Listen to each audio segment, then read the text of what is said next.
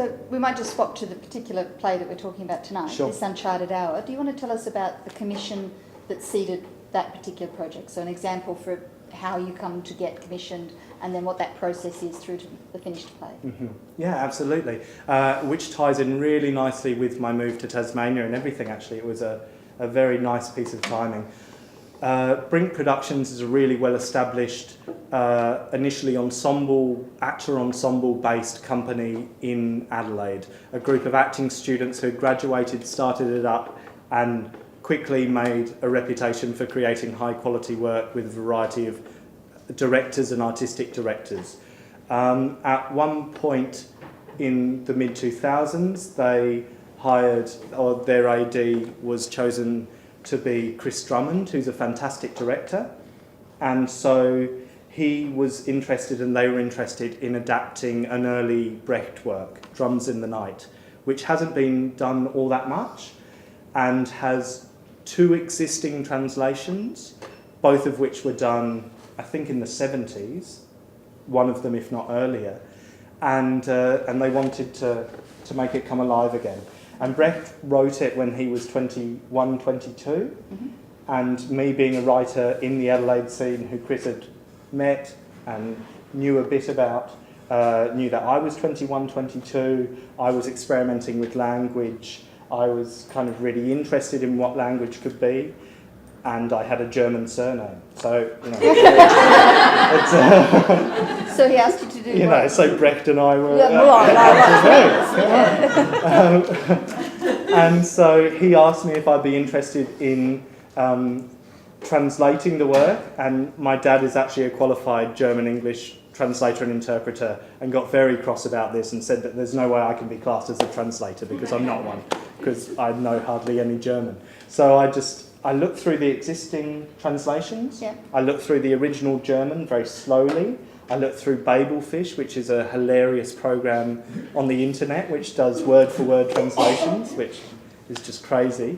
And then I played all the games that I enjoy with language and came up with an adaptation, a bastardisation, a broken down and remade version of it. And the Brecht estate gave their thumbs up, and it had a really nice season, and then an American season with the Actors Gang, Tim Robbins' company in LA. So it went really well, it had a good life. And as a result of that, Chris said to me, we had a fun time working together, and he enjoyed my playing with language and the way I'd gone about it, and he said, would I write an original work? And it had to be called This Uncharted Hour. He had the title. That denoted a period of time that it would run for, which I liked. I enjoy constraints in the briefs I'm given. And it had to be, his brief for me was, it had to be about everything in the world. Which, when you're encountering, a 23-year-old writer, lucky I went, copy. Yeah, exactly. Everything in the world, I could do that.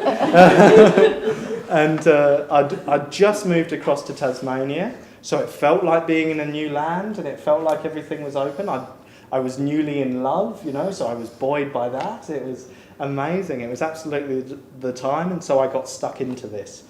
And we worked over 2 years. Mm-hmm. It was I've never had so long a development on any work since. And it went through a lot of different permutations. I wrote an entirely prose version of it, like a novel, a short novel.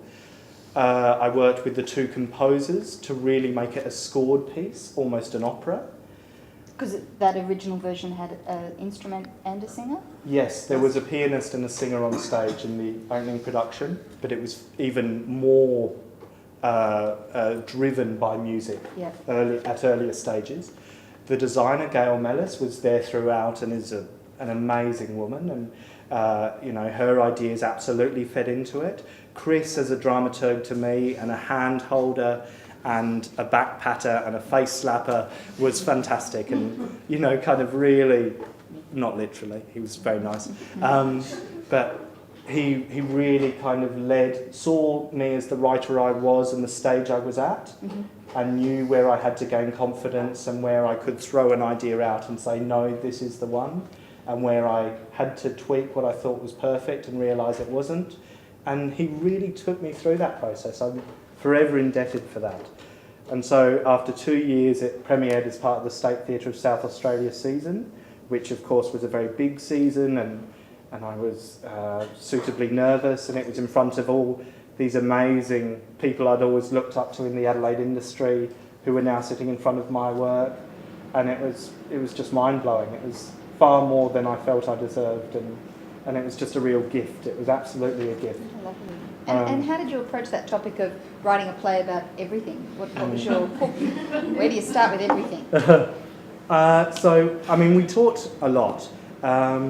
There's a transcendental character who kind of exists on a number of planes at once, and he is able to talk about atoms and molecules and great eons of time and minutiae of time. And so I could look at that kind of microcosmic, macrocosmic scale. And then, as I was saying yesterday, I looked at a family, and I thought if there is ever an opportunity to condense the entire world and all of its permutations and its conflicts and its pleasures and its loves and its feuds into a finite space, then I think a family's it. You know, I think we possess all of those great and interesting variables and compatibilities, and so it became about a family. It became about a family who knows loss, and a family who knows love, and who knows love within what it's created, and who knows love away from what it's created, that maybe it is going towards and so turning its back on the other stuff. So we really played with all of those nuances, and that's what you will see. Play.